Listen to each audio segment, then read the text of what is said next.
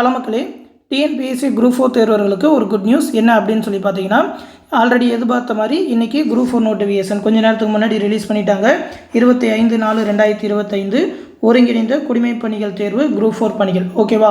அதோட notification detail பற்றி தான் இந்த வீடியோவில் ஃபுல்லாக பார்க்க போகிறோம். ஏற்கனவே குரூப் 4 பற்றின டீட்டெயில் சொன்னது தான், அதே தான் கொடுத்துருக்காங்க. என்ன வேகன்சி கொடுத்துருக்காங்க, என்ன ஏஜ் லிமிட், எப்படி எக்ஸாம் பேட்டர்ன் அப்படின்னு சொல்லி ஃபுல்லாக பார்த்துருவோம். ஃபஸ்ட்டு பார்த்தீங்கன்னா நோட்டிஃபிகேஷன் டேட் இன்றைக்கி தான் 25/4/2025. அப்ளை பண்ணுறதுக்கு லாஸ்ட் டேட் பார்த்தீங்கன்னா 24/5/2025 சொல்லியிருக்காங்க. இன்னிலேருந்தே அப்ளை பண்ணலாம். இந்த வீடியோ முடிஞ்சவொடனே அடுத்தடுத்த வீடியோவில் எப்படி அப்ளை பண்ணுறதுன்னு சொல்லி நம்ம சேனலே வீடியோ போடுறேன். அதை பார்த்து நீங்கள் அப்ளை பண்ணிடலாம்.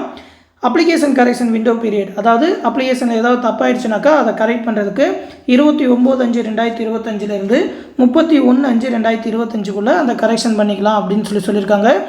அது மட்டும் இல்லாமல் நீங்கள் அந்த 24 வரைக்குமே அப்ளை பண்ணுற அந்த கடைசி டேட் வரைக்குமே இடையில ஏதாவது சேஞ்ச் பண்ணால் சேஞ்ச் பண்ணிக்கலாம். எக்ஸாம் டேட் பார்த்தீங்கன்னா 12/7/2025 சொல்லியிருக்காங்க. ஆல்ரெடி அந்த டேட் சேஞ்ச் பண்ணியிருந்தாங்க அந்த ஷெடியூலில். அதே மாதிரியே 12/7/2025 காலையில் தான் எக்ஸாம் அப்படின்னு சொல்லியிருக்காங்க. அடுத்து வேகன்சி டீட்டெயில். வேகன்சி பொறுத்த வரைக்கும் பார்த்தீங்கன்னாக்கா 3935 வேகன்சி சொல்லியிருக்காங்க. ரொம்ப கம்மி தான் வேகன்சி. ஆனால் வழக்கமாக நோட்டிஃபிகேஷன் ரிலீஸ் பண்ணுறப்ப இந்த மாதிரி கம்மியாக தான் ரிலீஸ் பண்ணுவாங்க. அதுலேயும் இந்த தடவை ரொம்ப கம்மியாக இருக்குது. ஆனால் அடுத்த வருஷம் எலெக்ஷன் வருது, இதோட ப்ராசஸ் தான் அடுத்த வருஷம் வரைக்கும் போகும். அப்படின்றனால கண்டிப்பாக இதுக்கப்புறம் ஒரு 2-3 அடண்டமாவது கண்டிப்பாக ரிலீஸ் பண்ணுவாங்க. வேகன்சி இன்னுமே அதிகமாகும். அரௌண்ட் ஒரு 8000 10,000 வரைக்குமே வேகன்சி கொண்டு போயிடுவாங்க. அதனால் நம்பி ப்ரிப்பேர் பண்ணலாம். இதில் வழக்கமாக ரிலீஸ் பண்ணுற வேகன்சி அந்த கிராம நிர்வாக அலுவலர் விஏஓ பார்த்தீங்கன்னா 215, அந்த ஜேஏ வேகன்சி பார்த்தீங்கன்னா 1621, அதுக்கப்புறம் அந்த டைப்பிஸ்ட் போஸ்ட்டில் பார்த்தீங்கன்னா 1099, அதுக்கப்புறம் ஸ்டெனோவில் பார்த்தீங்கன்னா 335 வேகன்சி. இது எல்லாமே அதிகமாக ரிலீஸ் பண்ணியிருக்காங்க. அந்த ஃபாரஸ்ட் டிபார்ட்மெண்ட்டோட வேகன்சி இதுலேயும் ஜாயின் பண்ணி தான் கொடுத்துருக்காங்க. அந்த ஃபாரஸ்ட் கார்டெலாம் பார்த்தீங்கன்னாக்கா நிறைய வேகன்சி கொடுத்துருக்காங்க. இதில் அந்த ஆஷ் எதுக்காக போட்டிருக்காங்கன்னு பார்த்தீங்கன்னா ஸ்போர்ட்ஸ் கோட்டாவும் இதில் அடங்கும் அப்படின்னு சொல்லியிருக்காங்க.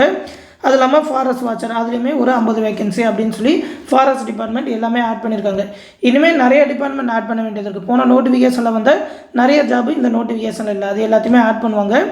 ஏஜ் லிமிட்டை பொறுத்த வரைக்கும் பார்த்தீங்கன்னாக்கா ஜென்ரல் கேண்டிடேட்டுக்கு, அதாவது எந்த விதமான ரிசர்வேஷனும் இல்லாத கேண்டிடேட்டுக்கு பார்த்தீங்கன்னா அந்த விஏஓ அந்த ஃபாரஸ்ட் டிபார்ட்மெண்ட் வர வேகன்சி எல்லாத்துக்குமே 21 வயசுலேருந்து அப்ளை பண்ணலாம். மற்ற போஸ்டிங்லாம் 18 வயசில் இருக்கிறவங்களே அப்ளை பண்ணலாம். 18க்கு மேலே இருக்கிற எல்லாருமே அப்ளை பண்ணலாம். உச்ச வயது வரம்பு பார்த்தீங்கன்னாக்கா 32 அப்படின்னு சொல்லியிருக்காங்க. அது இல்லாமல் மாற்றுத்திறனாளிகள், முன்னாள் இராணுவத்தினர், ஆதரவற்ற விதவை அவங்களுக்கு ஏற்ற மாதிரியான ஏஜ் ரிலாக்ஸேஷனும் 42, 50, 37ன்னு கொடுத்துருக்காங்க. இது எல்லாமே பார்த்தீங்கன்னாக்கா அன்ரிசர்வ் கேட்டகரி ஜென்ரலில் வரவங்களுக்கு. இதுவே அந்த ரிசர்வேஷன் வரவங்க அந்த BC, MBC, DNC, SC, ST கேண்டிடேட்டுக்கெலாம் பார்த்தீங்கன்னாக்கா அந்த ஆரம்ப வயது எல்லாமே சேம் தான். 21 வயசுலேருந்து கிராம நிர்வாக அலுவலருக்கு அப்ளை பண்ணலாம். மற்ற போஸ்டிங்லாம் 18 வயசுலேருந்து அப்ளை பண்ணலாம். உச்ச வயது வரம்பு பார்த்தீங்கன்னாக்கா 37ன்னு சொல்லியிருக்காங்க. அந்த கிராம நிர்வாக அலுவலருக்கு 42ன்னு சொல்லியிருக்காங்க.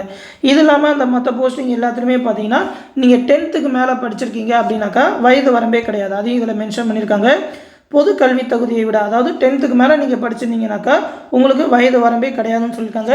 ஜென்ரலை தவிர மற்ற கேட்டகரி எல்லாருக்குமே, அதாவது 60 வயசு வரைக்குமே நீங்கள் அப்ளை பண்ணலாம். வயது வரம்பே கிடையாது. கல்வி தகுதியை பொறுத்த வரைக்கும் பார்த்தீங்கன்னா மினிமம் 10th படிச்சிருந்தாலே இதில் எல்லா போஸ்டிங்குமே அப்ளை பண்ணலாம். ஒரு சில போஸ்டிங்க்கு 12th, ஒரு சில போஸ்டிங்க்கு டிகிரி கேட்டிருக்காங்க. அதாவது பார்த்தீங்கன்னாக்கா வழக்கமாக வர போஸ்டிங் எல்லாத்துக்குமே 10th தான். அந்த டைப்பிஸ்ட் போஸ்ட்டுக்கு பார்த்தீங்கன்னாக்கா டைப் ரைட்டிங்கில் தமிழ் அண்ட் இங்கிலீஷில் 2 லோவர், அப்படி இல்லைன்னா மினிமம் ஒரு லோவராவது முடிச்சிருக்கணும். 2த்துலையுமே ஹையர் முடித்தவங்களுக்கு தான் இம்பார்ட்டன்ஸ் கொடுப்பாங்க, ஃபஸ்ட்டு ப்ரிஃபரன்ஸ். அதே மாதிரியே ஸ்டெனோலையும் சுருக்கெழுத்து தட்டச்சொல்லையும் பார்த்தீங்கன்னா 10th முடிச்சிருந்து ஸ்டெனோ முடிச்சிருக்கணும். 2 லோவர், 2 ஹையர் முடித்தவங்களுக்கு தான் ஃபஸ்ட்டு இம்பார்ட்டன்ஸ் கொடுப்பாங்க. தமிழ்லையும் இங்கிலீஷ்லேயும் ஹையர் முடித்தவங்களுக்கு, அதுக்கேற்ற மாதிரி லோவர் முடித்தவங்களுக்கு அதுக்கு அடுத்து தான் இம்பார்ட்டன்ஸ் கொடுப்பாங்க. அந்த வனக்காப்பாளர் அந்த ஃபாரஸ்ட் கார்டு போஸ்டிங்லாம் பார்த்தீங்கன்னா 12th முடிச்சிருக்கணும். இயற்பியல், வேதியியல், உயிரியல், விலங்கியல் இந்த மாதிரி ஏதாவது ஒரு பிரிவில் ஹையர் செகண்டரி கோர்ஸ் முடிச்சிருந்தா போதும் அப்படின்னு சொல்லியிருக்காங்க. இதுவே நீங்கள் ஓட்டுநர் உரிமத்துடன் கூடிய வனக்காப்பாளர் போஸ்டிங்க்கு அப்ளை பண்ணுறீங்கனாக்கா ஓட்டுநர் உரிமை வச்சுருக்கணும். மினிமம் 3 years ஆகுது எக்ஸ்பீரியன்ஸ் இருக்கணும். அந்த வாகனத்தை பற்றின அடிப்படை அறிவு இருக்கணும். ஃபர்ஸ்ட் எய்ட் சர்டிஃபிகேட் வச்சுருக்கணும் அப்படின்னு சொல்லியிருக்காங்க. இதுவே ஃபாரஸ்ட் வாட்சருக்குலாம் பார்த்தீங்கன்னா நீங்கள் 10th முடிச்சிருந்தாலே போதும்னு சொல்லியிருக்காங்க. இதுதான் பார்த்தீங்கன்னா கல்வி தகுதிகள். நீங்கள் 10th முடிச்சிருந்தாலே கண்டிப்பாக அப்ளை பண்ணலாம். அதை கரெக்டாக தெரிஞ்சுக்கோங்க. அடுத்து அந்த ஃபாரஸ்ட் கார்டு, ஃபாரஸ்ட் வாட்சருக்கு மட்டும் ஃபிசிக்கல் எஃபிஷியன்சி, அந்த ஃபிசிக்கல் ஸ்டாண்டர்ட்லாம் பார்ப்பாங்க. ஆண்களுக்கு பார்த்தீங்கன்னாக்கா எஸ்சி எஸ்டி கேண்டிடேட் தவிர மற்றவங்களுக்கு 163 சென்டிமீட்டர், எஸ்டி கேண்டிடேட்டுக்கு பார்த்தீங்கன்னாக்கா 152 சென்டிமீட்டர் இருந்தால் போதும் அப்படின்னு சொல்லியிருக்காங்க. பெண்கள், திருநங்கைகளுக்கெல்லாம் பார்த்தீங்கன்னா 150 சென்டிமீட்டர், அந்த பிசி, எம்பிசி ஜென்ரலில் வரவங்களுக்கு மற்றவங்களுக்கு அந்த எஸ்டி கேண்டிடேட்டுக்கு பார்த்தீங்கன்னா 145ன்னு சொல்லியிருக்காங்க. அந்த ஓட்டுநர் உரிமத்துடன் கூடிய வனக்காப்பலருக்கு வந்து அந்த பார்வை திறன் ஐ செட்டும் பார்ப்பாங்க. 6/6 இருக்கணும்னு சொல்லியிருக்காங்க. தூர பார்வையில், கிட்ட பார்வையில் 0.5 அப்படின்னு சொல்லியிருக்காங்க. அடுத்து அந்த ஸ்போர்ட்ஸ் கோட்டாக பார்த்தீங்கன்னாக்கா உங்களோட அந்த ஸ்டாண்டர்ட் வைஸ், அதாவது சர்வதேச அளவிலான போட்டி, தேசிய அளவிலான போட்டிக்கு ஏற்ற மாதிரி மார்க் எல்லாமே சொல்லியிருக்காங்க. தங்கம் வின் பண்ணியிருந்தீங்கன்னா வெள்ளி, வெண்கலம் அதில் பார்ட்டிசிபேட் பண்ணியிருந்தீங்கன்னா எவ்வளோ மார்க் அப்படின்ற மாதிரி அந்த மார்க் டீட்டெயில் எல்லாமே கொடுத்துருக்காங்க. இது எல்லாமே ஸ்போர்ட்ஸ் கோட்டாக்கு. அது இல்லாமல் எக்ஸாம் பேட்டர்ன் அப்படின்னு சொல்லி பார்த்தீங்கன்னாக்கா வழக்கமாக சொன்னது தான். தமிழ்லேருந்து 100 கொஸ்டின் 150 மார்க்குக்கு, ஜென்ரல் ஸ்டடீஸ்லேருந்து 75 கொஸ்டின், அந்த மேக்ஸ் ரீசனிங்லேருந்து 25 கொஸ்டின், மொத்தமாக 200 கொஸ்டின் 300 மார்க்குக்கு 3 மணி நேரம் எக்ஸாம் நடக்கும். ஓஎம்ஆர் முறையில் தான் எக்ஸாம். மினிமம் பாஸ் மார்க் பார்த்தீங்கன்னா 90ன்னு சொல்லியிருக்காங்க. ஆனால் எவ்வளோ அதிகமாக மார்க் எடுக்கிறீங்களோ அந்த கட் ஆஃப் பொறுத்து தான் உங்களுக்கான போஸ்டிங் எல்லாமே கிடைக்கும். இது இல்லாமல் அந்த ஃபாரஸ்ட் கார்டு அந்த மாதிரியான போஸ்டிங் பார்த்தீங்கன்னா ஃபிசிக்கல் எஃபிஷியன்சி 25 கிலோமீட்டர் வாக் பண்ணணும், அது எல்லாமே வச்சுருப்பாங்க. மற்ற டீட்டெயில் எல்லாமே சேம் தான். எப்படி அப்ளை பண்ணணும், அதோட சர்டிஃபிகேட் டீட்டெயில், அதோட சிலபஸ் டீட்டெயில் தான் கொடுத்துருக்காங்க. எக்ஸாம் வந்து எல்லா சிட்டிலையுமே கண்டக்ட் பண்ணுவாங்க. அதோட எக்ஸாம் சென்டர் டீட்டெயில் எல்லாமே கொடுத்துருக்காங்க. அதோட சர்டிஃபிகேட் டீட்டெயில் எல்லாமே இந்த நோட்டிஃபிகேஷனில் கொடுத்துருக்காங்க. இந்த நோட்டிஃபிகேஷன் வந்து நம்மளோட டெலகிராம் குரூப்பில் கொடுத்துருக்காங்க. தமிழ் அண்ட் இங்கிலீஷ் 2 நோட்டிஃபிகேஷனுமே கொடுத்துருப்பேன், எடுத்து பார்த்துக்கோங்க. அடுத்த வீடியோவில் இந்த புது எக்ஸாம் டேட்டுக்கு ஏற்ற மாதிரியான பக்காவான ஸ்டடி பிளானோட எப்படி இந்த குரூப் 4 எக்ஸாம் ப்ரிப்பேர் பண்ணலாம் அப்படின்னு சொல்லி நம்மளோட ஸ்டடி பிளான் எக்ஸ்பிளைன் பண்ணுற அந்த வீடியோவும் தொடர்ந்து பார்க்குறதுக்கு மறக்காமல் நம்ம சேனலையுமே சப்ஸ்கிரைப் பண்ணி வச்சுக்கோங்க.